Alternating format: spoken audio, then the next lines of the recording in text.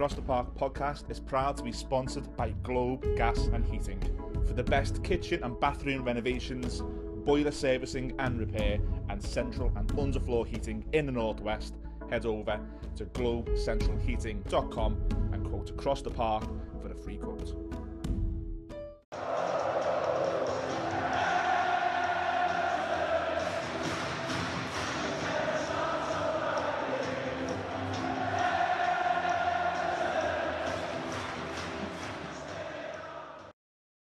Hello, welcome to Across the Park podcast, episode 28 of season 23-24.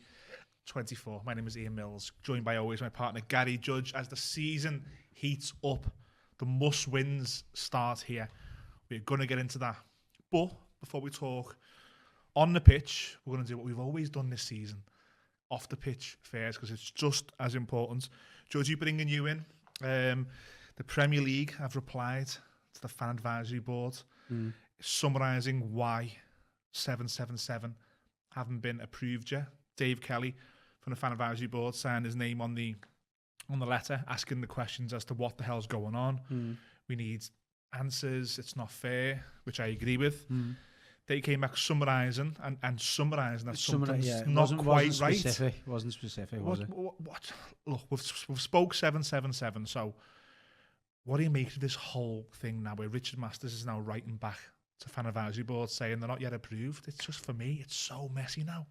Yeah, I mean, as you say, they summarise, but all they really summarise is their position, don't they? Yeah. And the rules themselves, and the instances where a potential buyer would be authorised or not authorised to go through with the purchase.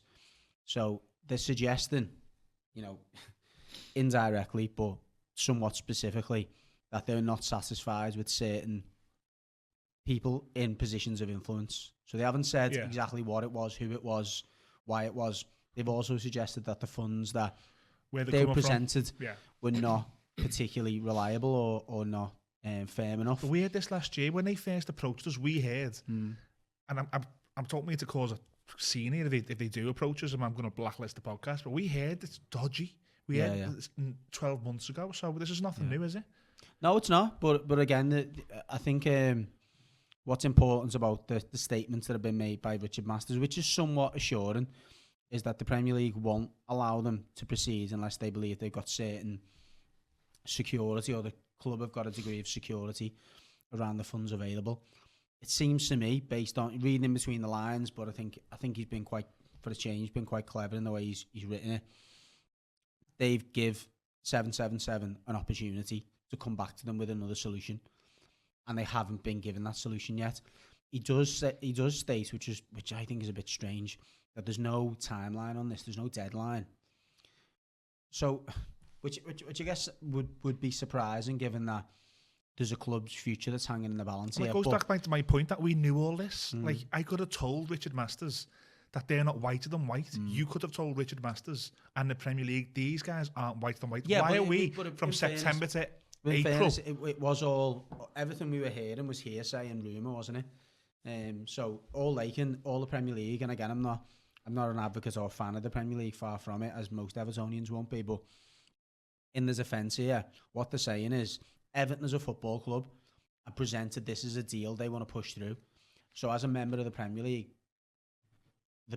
are obliged to take that on face value and to examine it as they would any other. For 7 months. Yeah, but again, they've said that the reasons why a deal like this wouldn't go through are the following. They haven't said this is a reason why 777, but they've said these are the following reasons why we wouldn't sanction a deal like this. We can pick from a suite there of which one of those apply to 777. It could be that all of them apply to 777.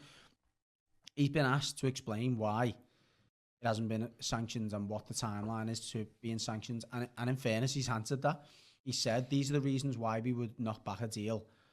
And that said, we would go back to the party and we would offer them the chance to come up with solutions to these potential problems. The worrying thing, and taking it out of the Premier League here, I think that's important to do so. The concerning thing is that 777 have not been able to satisfy those criteria still, have they? So that's why it's gone on for 7 months, and that's why Evertonians should be more fearful, if they're not already, of 777, because if there's a simple conversation here where it's the same as, like, for instance, your solicitor sitting in the middle while someone's trying to buy your house. Your solicitor has to be confident that the person on the other side has got the money to actually purchase it before they start drawing contracts up. That's what they're doing here. They're sitting in the middle going, okay, we're going to ask this party, i.e. that solicitor's going to ask the buyer certain questions to make sure that the funds are legitimate. So you provide your mortgage offer, you know, your proof of funds for the deposit, etc., etc. They can't do them basic things. And what the Premier League is saying is there isn't a timeline to this, but if they don't satisfy the criteria, then they don't get sanctions. But we heard this when Masters was in Commons against all these people in January. He was saying all this 3 months ago. Yeah.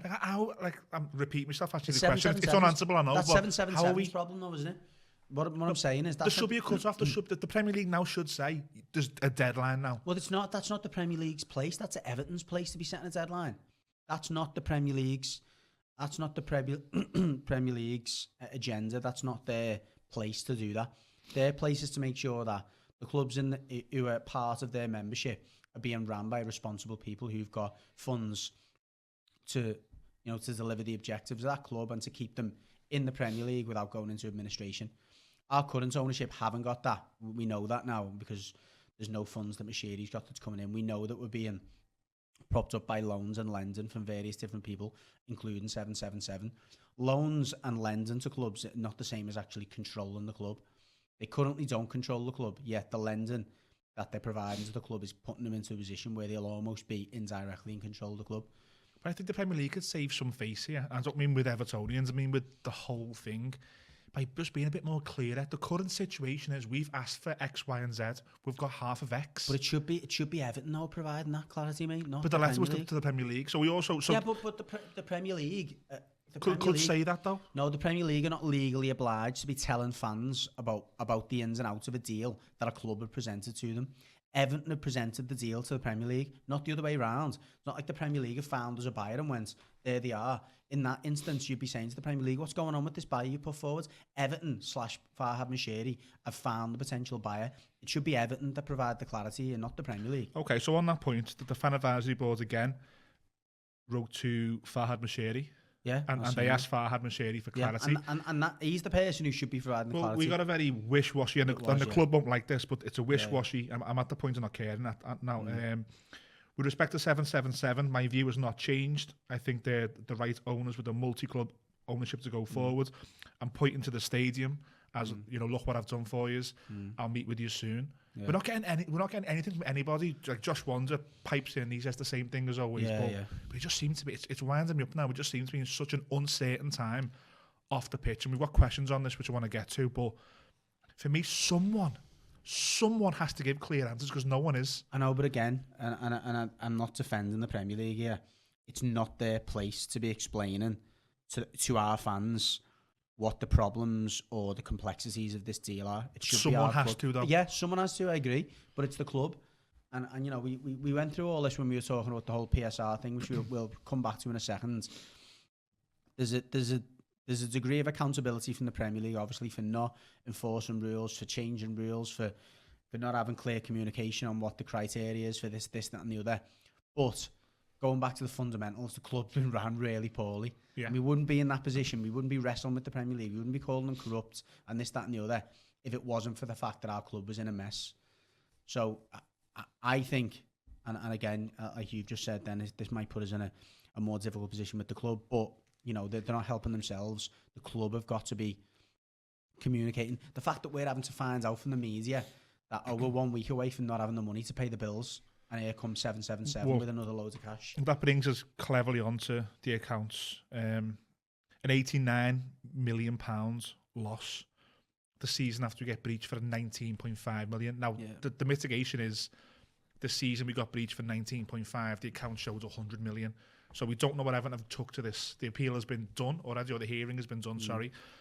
And Everton might say that figure is offset by investments in the women's, investments in the stadium, investments in whatever losses that we can write off. I think we don't know. We're led to believe that about 20 to 30 million of that can be offset and within the rules. And then you've got a little bit of still a percentage around. You're allowed to go over by so much, but it still brings us to around 50 million. Well, so what I don't want to do, and feel free to do this, but I don't want to really focus on what the estimated loss can be, because I don't think we know. I agree. But what I will focus on is the wording in there that says, without investments from the current majority shareholder or a sale to potential new majority shareholders, there is a significant doubt on the ability to continue. It's terrifying. There's got to be, hasn't it? Because, again, without being able to pinpoint exactly what the losses are that are not related to the stadium, because those losses won't necessarily, well, they'll be realised in this accounting period, etc., and they have been, obviously, within the books, but they may not continue as and when the stadium's finished, and that's an obvious thing to say, isn't it? So a lot of them will go away, and the stadium in a year's time or beyond that will start to monetize, and we'll start to be able to, you know, sell off retail units, etc., etc. So we will be in a position soon to start to monetize that, but that's still 18 months away. You know, realistically, on a regular basis, 2 more accounting years away. Yeah, exactly. So that's the big concern.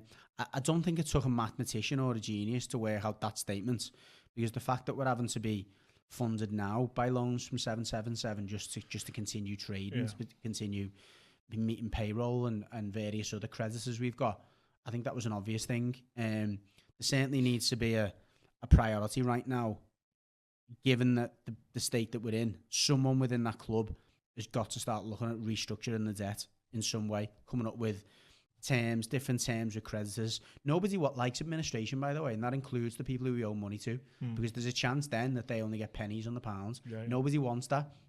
So somebody in there, and this would normally be the CFO, should be now, if they haven't already, starting to put in deals of deferred interest, deferred payments, like anyone would if they were in a position of going into bankruptcy. I can't afford to pay you back, you're screwed, really. Yeah, exactly. Yeah, and you know, people get into this situation every single day, so it's not an uncommon thing to happen. So I'm not saying it's any less alarming, by the way. It's not. It's a terrible, terrible situation to be in, and if you're ever in this position as a person, then you'll know that it's like oh God, I'm gonna have to face it now. I've buried my head in the sand. I'm now gonna have to face it. I'm gonna have to look at all my debts, look what I can afford to pay, and try and ask some of these lenders whether they're happy to just delay or defer some of these payments, you know, freeze the interest, etc., etc. We're going to have to start looking at that. We've obviously got a number of players that are out of contract in the summer. We've got a number of players that we can sell in the summer. All of those things will be on the table now. I think it's very likely that we're going to have to sell numerous players. Oh, without doubt, yeah. I think, you know... The Gordon money didn't offset that.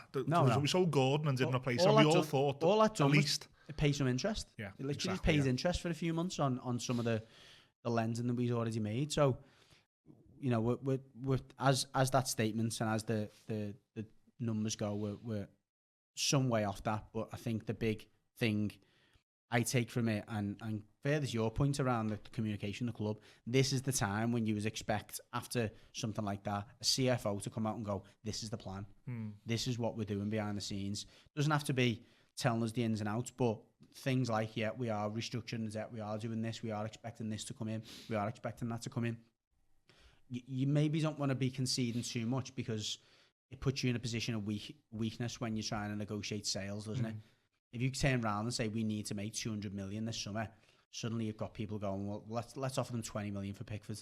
Let's see what happens. Let's offer them 25 for Brandthwaite instead of the 50 or 60 that you should be talking about. So it's a balance, but you would like to think that all these things are going on now to try and secure the short-term future of the club. That's why I want to start the show. We've had 3 methods of communication: Josh Wanzer, Farhad Moshiri, Richard Masters. I'm no clearer. And it's getting to a point now. Look, me and you spoke in the week, because we've seen that the criteria for the MSP loan means that if it's possibly not paid back by mid-April, they can get a controlling stake in Everton, which would be greater than Farhad Moshiri's. Whether they would want to own Everton with all that comes with it, not own Everton, it's 25%, isn't it? No, it's more than Moshiri's. So Moshiri would become not a minority, but less than MSP. That's on the table. 777 is on the table. If 777 don't get approved, it's very, very likely they stop lending us money, which results in the potential of administration. What I'm getting at is we're at the end of the Fard Moshiri era. How bad has it been? Yeah, with hindsight, it's been horrendous, hasn't it? I mean, like it's like anything, and I always try and compare like football to business and relationships. It's like, you get with a partner, and you've got all these ideas. We're going to buy a house. We're going to have kids. We're going to create this amazing future together, and everything you can possibly imagine just doesn't come off, and it gets worse and worse, and you end up on the streets. She's cheated on you. She's not, he or she, depending on what boat you're in. And yeah, you look back and think, what was I thinking? What was I doing? How was I not seeing the signs? How was I not because again, we were all sitting there enjoying the fact that all this money was getting, and all these wages. Here comes Klassen and Keane and Balassi. And we kept on saying, we don't care, it's not our money. Here comes Walcott, here comes Toast, here comes Sigurdsson. Didn't care about the money, did we? We were like, and they go, again, any Evertonian who's going to say they were sitting there shaking their heads and frowning and is lying. And I know they're all coming out the woodworks now, and we're obviously sitting here saying it's terrible what the club have done and blah, blah, blah. But that said, it was exciting at the time. But, with hindsight, back to your question, it's been horrendous. And we look back when we were kids, we were brought up kind of the Peter Johnson era where it was like the club were constantly in turmoil. Actually wasn't this bad, though. No. Wasn't this bad. No. So, yeah, and it doesn't help that obviously the team on the pitch are in a pretty horrendous position as well. We are going to talk football. You'll be happy to know. After a quick word from our sponsors, if you are selling property, give these guys a click. Tick Property Group are your local Liverpool-based estate agents with over 300 five-star reviews on Trustpilot. By selling your home now for an unbeatable offer of £497, your home will be advertised across all major portals, including Rightmove and Zoopla. You will also receive professional photography, floor plans, and a bespoke stylish video tour of your home. So take the stress out of selling and let Tick Property Group be your personal estate agent. Book your free valuation today and quote across the park to receive a 10% fee discount. Click on Tick. I'm going to hashtag that. Click on Tick. Didn't even mean it. Big thank you to Claire, one of the amazing owners of the Podcafe, for doing the voiceover for that. But yeah, Tick Property Group, a massive sponsor of the Across the Park podcast. Get over there for under £500. You're on Rightmove. Floor plans, photos, the lot. We've also had a bit of feedback from them that a couple of you guys have already used them and quoted Across the Park podcast, which is fantastic. So me and Judgy, thank you so much for that.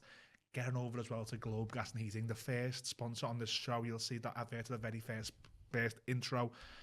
Brilliant toffee called Lee, who's around the city, busy as always, doing bathrooms, boilers, kitchens, the lot. Getting over, make sure you quote Across the Park podcast, because he lets us know when you do it as well. It's great for us to have that. We are also affiliated with Manscaped. Judgy's not brought the trimmer in this week, but I'm just going to let you know. Get over to manscaped.com. There's numerous male grooming products over there that can make you and your partner feel a lot better about going to bed early. 20% quote Across the Park podcast. Well, Across the Park actually is the code. Quote that for 20% over at Manscaped. Judgy, the Newcastle result, you were there. Sent me a few pictures of you enjoying the executive lounge there, which seems to be a bit of a treat. But first of all, how did you get in the exec lounge? Because you've done this a few times this season. I don't know who you know, but you're getting in these places. The Newcastle one was actually a client of ours who's a big Newcastle fan, and he got a big contract with my work at the start of the year, which I was part of helping him get and stuff. So he said, "Look, every season I've got this contract. You're coming to the game with me." So, some could say it's a conflict of interest, but, he's got to perform to keep the contract anyway. So if he performs, I'm happy. And yeah, again, if he keeps his contract, I'm also happy because I'll get to go to the game. Did you declare that to HR? Did he give you that gift? No, I didn't. No, I didn't, but I sent him a picture. You have to now. Sent him a picture. No, just briefly on that one. Obviously, we spoke about the stadium and again, try and, like Moshiri's done in his letter, sprinkle a little bit of potential optimism. The lounges they've got there in Newcastle, and this is one of the new ones they built called the Wings, I think it was called, and it was like a 6-star hotel. Nice. It was ridiculous from the moment you walked in. Like Michelin star style food, and you the service, like, you don't leave it alone. They're just constantly, you know, the drink, to eat. Service was unbelievable. There was actually loads of blues in it, though, you know, as well. Loads of blues. You said that you were surrounded by a few blues. Like there, 50-50. But when we actually went out and sat in the seats, which are in the Gala Gate, which is obviously their big end. Well, not the biggest stand, but it's their main home end. We're at the back of the Gala Gate, and there was me, the guy I was with, who was a Newcastle fan. Next to him was a Newcastle fan, and then it was 5 or 6 Evertonians to me right. So when Everton scored, obviously it was a bit awkward. The jerseys went. But you can see the potential in what Everton can do. Oh, mate. And again, match-going fans like you, who will 1 or 2 times a year or 3 or 4 will spend that money. Well, that's it. The jerseys I was speaking to, there was only a few of them who said they had season tickets, and you could see they had season tickets. They had money just flowing from them. But the others were saying, yeah, this is, you know, I'm going once this season. I mean, it was a lot of money, but wow, like the best hospitality experience I've ever had, and that includes, like, you know, race meetings and so on. So unreal. They've done it well. But when I thought and done the math in my head, because I knew how much this guy paid for the tickets, in this lounge alone, on this one given night, they must have made about 250 grand, which is not far off what we probably take from a match day. Yeah. You know, after all the costs. So, and that was a lounge of, you know, a few hundred people. So, and the club being Everton have apparently sold an awful lot, if not all, the hospitality already. So you can see just getting there. Yeah. What it can do. But look, the Newcastle game on the pitch, first half, I just thought it was just boring. It was dreadful, yeah. Boring game, 1-0 down. We don't get away with one. I don't mean it was onside, but we get away with a decision where we could have been 2-0 down. Substitutions, I was guilty of going like for like again, but they actually worked. They were more positive. When you look at the detail, they were more positive players on the pitch. What did you make of, first of all, the first half performance, the substitutions, and then the comeback? First half was abject, to say the least. I just thought we paid kind of lip service to them, and I looked at the team sheet, and again, sitting with a guy who's a Newcastle fan, and he showed me the team that they got that wasn't available, like 14 players. Did a lot out, yeah. Yeah, they had a team that would have beat us on that night that weren't available, full team. And we actually looked through it man for man. I actually thought, and he agreed with some exceptions, we had a better 11 players out there. So really, you would expect at least them to just take a little bit of authority, and there was none of that. We sat back, we allowed them to play.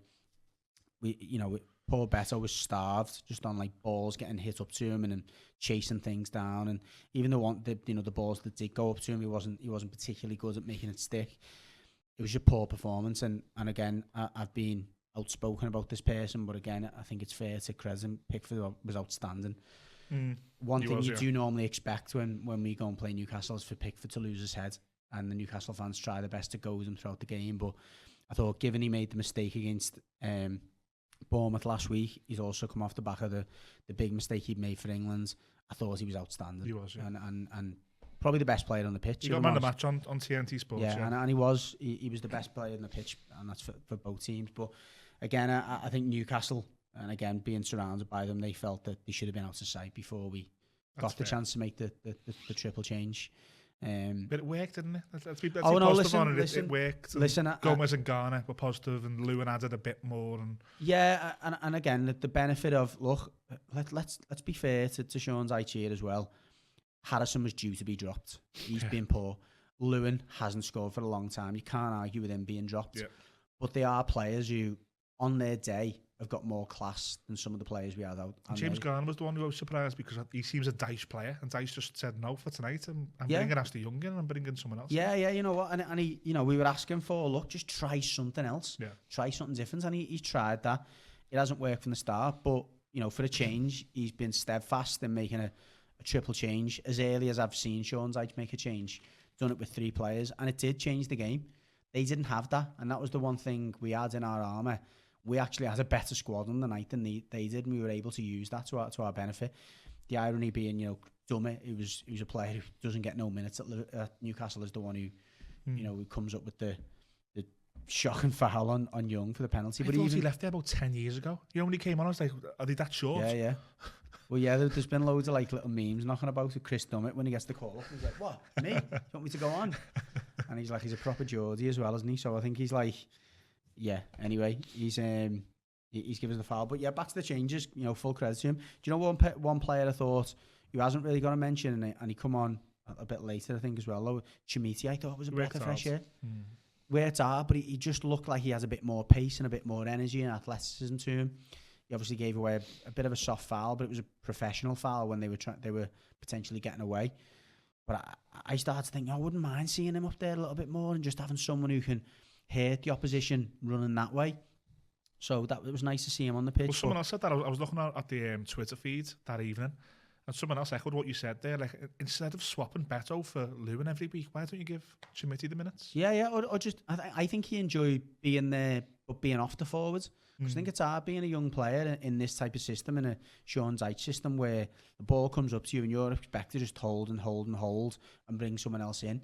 You're an inexperienced target man. It's maybe not what you want to be doing. You want to be on the front foot, and you want to be turning defences. I think the fact that someone else was doing that work and he was able to just run and be a bit more free. Look, it's not maybe the type of player that would be starting games and given that level of freedom under Sean Dyche, but I think coming off the bench, he was a breath of fresh air. And just to end the Newcastle segment of the show before we move on, this could be massive that Dominic Calvert-Lewin finds the net. Yeah. He said on the official media channels after it, he said the tap is on now and I'll score more goals. We need him, don't we? We need that Dominic Calvert-Lewin scoring goals. The timing couldn't be better. And yeah, you could say, well, the timing 10 games ago would have been better because we'd have picked up a hell of a lot more points. But we're going into a game at the weekends that if you look at all our fixtures, it's the most winnable game. Like, you know, it's the last time we won was against Burnley, so it's that the irony's not lost on me either. But you look at it, Burnley at home, just got a decent result at Newcastle. There's a little bit of confidence in there. Certain players maybe that felt, you know, all right, I've put in a bit of a performance, like Harrison, for example, has come off the bench and made a difference. Calvert-Lewin, as you say, he's got the goal. Here's a chance to go and get 2 or 3 against Burnley at the weekend and put down a bit of a marker and start to move the club in the opposite direction. We'll zoom back to Burnley at the end of the show for a minute or two because I know we've got a big preview with the TFcast, the Burnley fan site who've been on the channel before. A few socials, Judgy, to tackle. Paddy on Twitter, he's basically said, look lads, no matter what, sack Dyche in the summer. I can't put up with this standard or style of football. It doesn't even get the results that Allardyce got. Go for Kieran McKenna and try and get a Moyes feel about the place back. I mean, why was Kieran McKenna leave Ipswich? Look like they're going to go up in the automatics. I think they're currently top, aren't they? And join us in this predicament. I can't disagree with the listener, but I think to pick up a Kieran McKenna as a Premier League club, you need to do it before he's gone on that journey of getting a team promoted, in my opinion.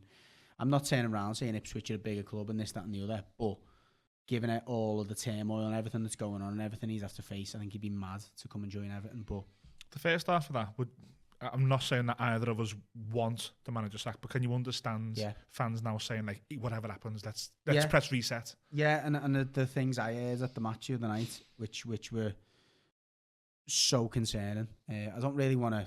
I don't really want to repeat it because it's hearsay, isn't it? Yeah, it's hearsay. But listen, there was photographic evidence here. It's not scandal, by the way. It's just general conduct that they're unbecoming of a Premier League manager in the situation that we're in. And people can probably use their imagination and guess what it is. But that said, I think there's too many things that have gone on now and too much similarity in the cycle that we're going through with this type of manager. I think, listen, he's come in and he's done a solid job. And, you know, people will come back, as I've said, and look at if we had them 6 points, we'd be in a decent position and no one would be disappointed by being, you know, 14th in the league, given the squad we've got to work with. But there've been, I think there's been a few chances he's had to earn more stripes as an Everton manager. I don't think he's took the risks that you would expect that type of manager to take. Kenny on Twitter, Judgy said the standard of our attacking players is dreadful. The players are simply poor. Do you agree that this absolutely has to be addressed this summer? It's hard to see how it will be, isn't it? I think, you know, when you mention the likes of our attacking players are Dominic Calvert-Lewin, Doucouré, McNeil, Harrison, you can't reel that list off and be inspired, can you? none of them really come with goals Are regularly. you telling me there's not a... I always side with the listeners here because I feel like I'm playing antagonist, but there's not a player in League One. There's not a player in Scotland who you can get for a couple of million. And that's what I'm talking about. And that's not the manager who's being straddled with that comment, by the way, or the previous sentence I made about like not taking risk. It's also the recruitment team. You know, we've gone for, with the exceptions being probably Amadou Onana, maybe James Garner, because he, you know, although he's a Man United contracted player, he was still playing the Championship before we bought him. Amadou Onana was relatively unknown. Chimiti, maybe. But again, there are other clubs in this league. You look at Luton, for example, who are competing as well as we are in this league. They're 3 points behind us. With Championship players. With Championship players, yeah. And there's a lot of players in that team. Now you go, we take him. So there are some examples that we could follow. There's players that Burnley have took a gamble on. Okay, Burnley have not lit the league alight, but they've still got some players in that team that would probably walk into our team. So yeah, without doubt, I'm certain there is. There's also players that we're having to let go at the moment from the academy that I would hazard the guess would do better than some of the ones we've got in there. So it's bitterly disappointing, you know, to see the players in there getting regular football and us not have picked up players that we would probably say are more Everton. So we've had the manager's not good enough. The players aren't good enough. Now I've got a positive tweet for you to react to. Okay. So Jay on Twitter, so he's actually said, lads, a positive tweet for you to discuss, hopefully. Don't forget, we are 4 points above Luton with a game in hand. We've got to play them as well. We've got Burnley and Sheffield United. Despite the possibility of another deduction, I think we'll be okay. Have I been drinking? Probably, but I wouldn't disagree with any of that optimism, because if you're looking for reason to be optimism, those are the points to recognise, really. And again, going off the back of what I've just said about the Newcastle game, look, only Saturday will tell you, won't it? Saturday, the proof will be in the pudding on Saturday. If we can, you know, put away Burnley fairly comprehensively, and we get players on the score sheet like Takore back on the score sheet again, Calvert-Lewin back on the score sheet again, McNeil or Harrison getting a goal or getting a couple of assists, that will do that team the world of good. And it could and should mean that we beat the likes of Sheffield United, Luton, etc. after that, or certainly get a result against Luton. You know, if we get another 3 or 4 point deduction, we're gonna need 4 or 5 wins. And they're the teams that I think he's right. They're the teams that we should get up. There's 3 potential wins there that you've identified. 2 pretty certain ones. You know, you'd be devastated if we didn't beat Sheffield United and Burnley at home. Don't get beat by Luton. Don't get beat by Brentford. That's it. And then you're probably 1 win away then from being safe, even with a deduction. So, no, listen, you put it into context. On the pitch, it's not as bad as, you know, it's not as bleak as maybe some people might have you believe. But that is, you know, you can't... Optimism. It's the hope that kills. Yeah, but you can't make positive statements like that and then not mention the fact we haven't won since December. So you'd be going, well, why do you think... If you're a Burnley fan or a Luton fan or a Sheffield United fan, you'd be saying, why on earth do you think you've got the right to beat us when you haven't won since December? And that's a fair point as well. So, look, Saturday, without doubt, will be, I think, everything we need to know about this team and the chances of staying up. I'm going to put it on the record, if we get beat on Saturday, in fact, if we don't win on Saturday, I think we go down. Wow, he's put on my toes there. 2 quick more socials, then we'll wrap it up. And if anyone hears Ninja Kids in the background, I'm sorry, my little boy's here playing his iPad, so I apologise for that. We're going to get him up in a minute, because he's our biggest fan. Yeah, you can come up and say hello. Yeah. They're quick, Judgy. Liam said, I always enjoy you and trust your opinions. There's a lot of fake news out there, especially on Twitter. What's your understanding of the threat of administration? Is it scaremongering or realism? I genuinely believe if we stay in the Premier League, we'll escape administration, assuming that there's some resolution around the ownership in some way, shape or form. I think anyone with any financial nous would be able to restructure some of the debt.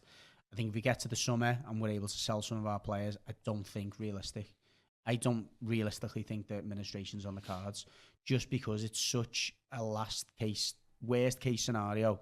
And I think there's too many potential assets that creditors could look to that will be realised in the future that will make them believe they're going to get paid by Everton. So for that reason, I don't think that administration, in my opinion, is an outcome, unless we get relegated. If we get relegated, I think it's inevitable because there's not enough income that's coming in the short periods or even medium term periods into the club to stave off administration. Look, me and Judge, you don't know the ins and outs, but my personal opinion is the football club needs a sale. This current majority shareholders stop putting money in. So unless the club is sold, I think we're in trouble. I also agree with Judgy. If we go down, we're in big trouble. But if we can somehow get the ownership sorted and stay in the Premier League and with Judgy, we should be okay. But we don't know that for sure. We're just saying. Last question, Judgy, from Chris. Pineapple on a pizza, yes or no? No. I'm with you. Absolutely not. Blasphemy. I'm with the Italians. I actually don't mind pineapple in general, but not on a pizza. No. I don't really like fruit on any food, like a savoury food. Do you know what I mean? I'm not with pineapple on a pizza. You know what? Pineapple's actually not bad in sweet and sour chicken and stuff.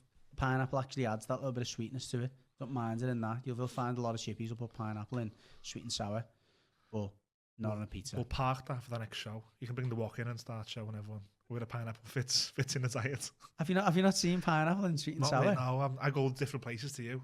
Yeah, my fried rice costs £3. Yours costs 13. There's definitely pineapple in a decent sweet and sour. Let us know again if your Chinese puts pineapple in the sweet and sour chicken. New question. We're countering questions back now. Yeah. Countering questions back. Well, so the point was, I think there's a place for pineapple in that particular dish, but no other. We're going to end it with a quick Burnley preview very quickly because Judgy will be talking to the TFcast this week. It's going to be out. We're recording now Thursday. By Friday, the TFcast podcast should be out. Talking to the good lads over there to talk about the Burnley game in more detail. But Judgy must win. Must win. Noah, come here. Put your iPad down. Come here. Because he watches. Come here. You can come and say hello. Our biggest fan of the podcast. Look in that camera. Say hello to the camera. Wave to the camera there. Noah's our biggest fan, and he said the other week that I'm his favourite person on the podcast. He didn't pick his dad, he picked Judgy. But how big a game is it this weekend, Noah? Good. It's a big game, isn't it? We need to win. What score is it going to be? Tell everyone. 1-0. 1-0. Who's going to score? Everton. Who's going to score for Everton? Which player? Decore. Wow, I would absolutely take that. But yeah, this weekend, this Saturday is huge. As always, Blues, let's get behind the team. Let's get in nice and early.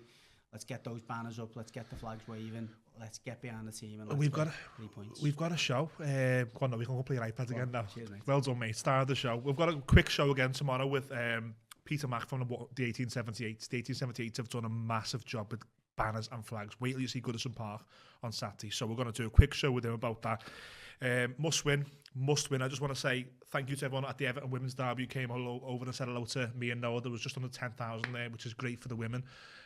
Couldn't quite get over the line, but we're going to do a show at the end of April to preview the Good Arsenal. Result, Arsenal at home on the end of April. We're back down at Finch Farm to cover that. Big shows coming. Judgy's got another one now. We're going to be speaking to, should we name drop him? Yeah, Chris Mason. Chris Mason is he's a famous actor now in his own right. He's on various Netflix Prime shows. Lives over in America, obviously close to Hollywood, and he's now started off his own little podcast, which is a bit of an interesting like MLS Premier League type medley, kind of acknowledging that no one really knows the MLS that well, and it's But we're speaking to him. He's a big Evertonian. I grew up going the game with him. His dad still goes the game, etc. So we've got him on this afternoon. So. Helping spread the podcast love. Boss, 3 big shows coming up before the Burnley game, and Burnley's huge. I'm hoping that me, Judgy, and Noah will be doing an instant match reaction with a smile on our faces.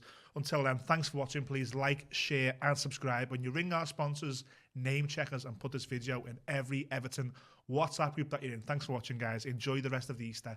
Up the toffees.